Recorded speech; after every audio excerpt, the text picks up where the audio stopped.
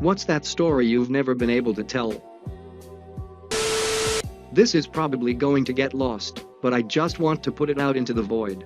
I'm a recovering drug addict. I dropped out of school, but would still show up on campus to pick up drugs or meet people. I was sitting outside the cafe one night waiting on some pills. I weighed 100 pounds soaking wet and hadn't eaten in days.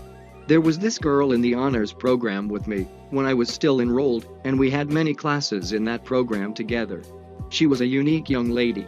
My friend and I bullied her in the past and didn't try to hide it. She walked by and asked me how I was, and I was so clearly sick. There was an awkward silence, and she asked me if she could buy me some food. She took me into the cafe and bought me a cookie. I said thank you and we parted ways. I cried so hard that night. I was overwhelmed with guilt and gratitude and shame. I never saw her again. That was about 8 years ago, and I remember it clearly, down to what I was wearing. I don't remember her name, but I will never forget her kindness. It was a bright moment in an otherwise sad time in my life. Wherever she is, I wish I could thank her. I found out when I was 28 that my dad's side of the family had been in the witness protection program my entire life, and that their names were not what I had been told. Jesus, what are they hiding from?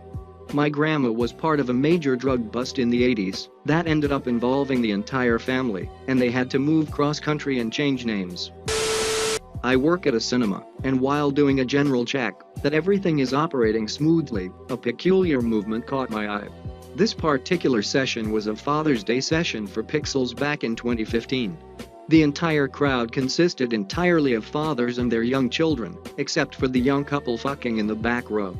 Poor, innocent 16-year-old me, fresh on the job, was gobsmacked, and I froze much like a deer in the headlights. I couldn't bring myself to give them the old "hey please stop fucking thanks," so the manager gave them the awkward tap on the shoulder. Cut to the end of the film, the manager and I are at the exit waiting to see the faces of the culprits. Straight out the door, operating at some serious pace, is my sister's best friend and her boyfriend. Both, surprisingly, were clearly in a great mood until she made eye contact with a stunned Ethiopian. No face has ever gone from all smiles to utter horror so quick. About 6 months ago, I was very close to suicide. I actually was about to do it, thinking about killing myself, and at one point I had agreed to myself I would end it. I got home that night and it was just me and my cat, as my fiancée was at work. My cat, I think she knew I was sad, and she never sits in people's laps, sat up in my lap and proceeded to flip on her belly and play wrestle with my hand. I broke down for about 3 hours. My fiancée came home knowing none the wiser, but had brought my favorite dish from her work brewery, cause she knew I was feeling down. I've never told her that was the night I decided not to pull the trigger. Just wanna put a little edit out there. Y'all are all too kind. I tried replying to as much as possible, and it's good to know there are so many kind souls out there. If you ever feel the same way I did, be sure to find someone who will listen. It can be me if you want. Or the suicide hotline, anything. Just know the world is a better place with you in it. Stay strong. I didn't know this until after, but apparently when you're a raging alcoholic you lose out on REM sleep. Lose out on enough REM sleep, and your body forces you to kind of dream while awake, leading to auditory hallucinations. I'm at my job and the week before found out that if I only drank in the morning, and not also at lunch, I'd get the shakes before the end of the day. I skipped a couple lunch drunks and started hearing things at the end of the day. Problem was, I didn't know I was hearing things. First day, I hear the Wheel of Fortune chant coming from a meeting room. A lady walks by, and I ask her if she hears it too. I'm sure she had no fucking clue what I was asking. Second day, I hear chanting for someone named Erica in the conference room. This made sense, because I used to work at a place that employed someone named Erica who did marketing visits at agencies like my former place of employment. Third day, I'm at home, and I hear my roommate yelling at me, yeah, he's being a pussy, because his dad smoked a cigarette. My dad used to smoke, and had also had a heart attack recently. I thought he was shit-talking me, so I yelled from my room, I said, heart attack not cigarette you bitch. His girlfriend and him came up and were like, Dude, what is going on? We're not even talking. Is everything okay? Over the next couple weeks I tried to sleep without drinking, but I ended up sleeping 1 hour or so, and during the night I'd grind my teeth so fucking hard they felt loose the next morning. I started to realize the past couple months had been filled with auditory hallucinations, and I was probably just yelling at people randomly. Anyway, I've been sober for a little over 6 years now. My mother told me this because I honestly don't remember. I was around the age of 5 to 7. We were at my grandfather's apartment, and right outside of his door, I stopped and turned around and said in very serious voice, "Grandfather's dead." Turns out I was correct. Died in his sleep. I didn't understand the concept of mortality at the time, so this understandably freaked out both my parents. When I was a college freshman, I tried to boil 3 eggs, then fell asleep. I woke up to a smell. I went to the stove and the water was completely gone from the pot. So like an idiot, I got some water in a big bowl and poured it into the pot. You probably know where this is going. The eggs exploded like dynamite. Scalding hot egg hit my face. It blew me back and knocked me to the floor. Here's the scary part. I felt my face and looked at the egg on my finger, but thought it was burnt skin coming off my face. I almost started crying.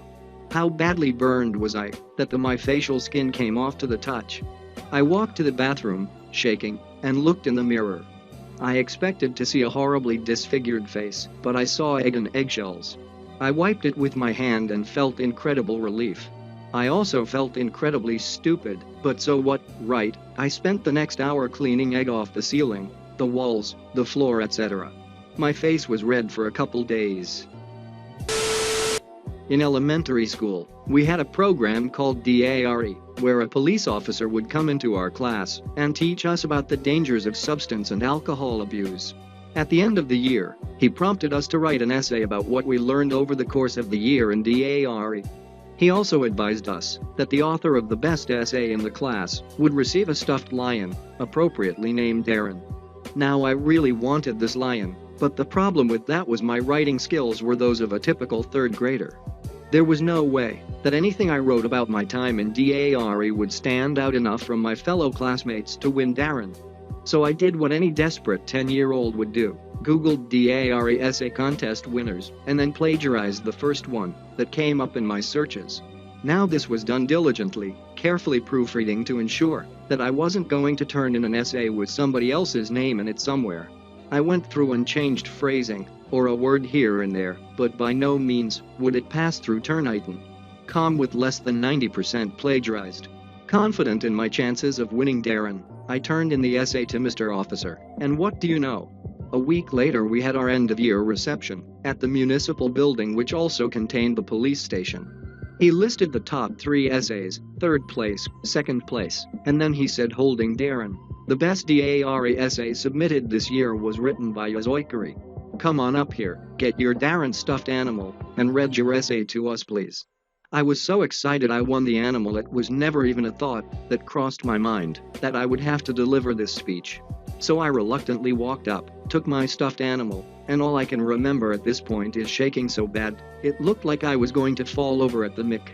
All of my classmates, all of their parents, and the entire local municipality's worth of police officers with their full attention on me, a 10-year-old little fraud of a student. To this day, it's one of my most shameful moments, and I still have Darren sitting on my desk for discouragement from copying others' work. I was a lonely kid in the mid-2000s and I joined chat rooms like most kids teens my age. I was a little younger than the average kid on there, as far as I knew, so I lightened up my age on them. Said I was 15 or 16 instead of 11 or 12. I never gave actual info. I said I lived in a different state, almost always gave a fake name. I thought I was clever.